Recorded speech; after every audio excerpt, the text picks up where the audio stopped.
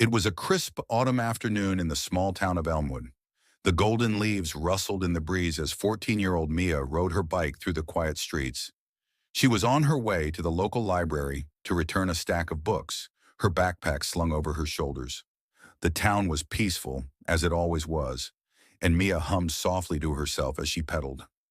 As she approached the library, she noticed a man in a dark hoodie lingering near the entrance. He seemed out of place, his eyes darting around nervously.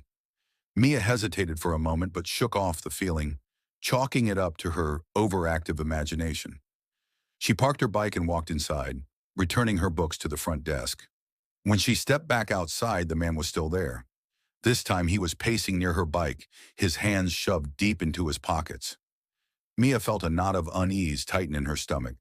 She quickly walked over to her bike, trying to ignore him, but as she unlocked it, the man stepped closer. "Hey, kid," he said, his voice low and gruff. "That's a nice bike you got there. Where'd you get it?" Mia froze, her heart pounding. "It's mine," she replied, her voice trembling. "My dad gave it to me." The man smirked, his eyes narrowing. "You sure about that?" "Looks a lot like one that went missing last week." Mia's mind raced. She didn't know what to do.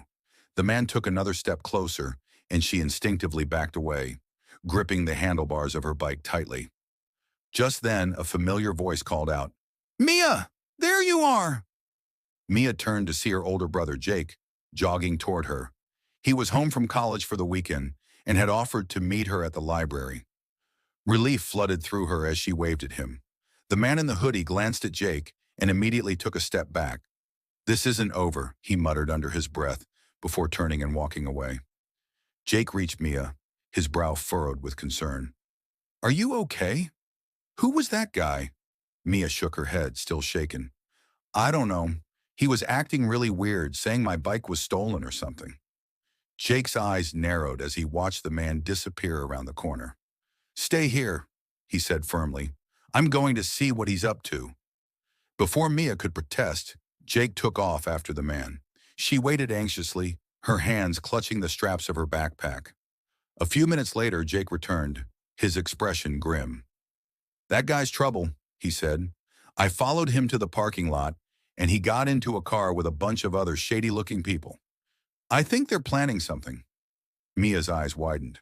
"Should we call the police?" Jake nodded.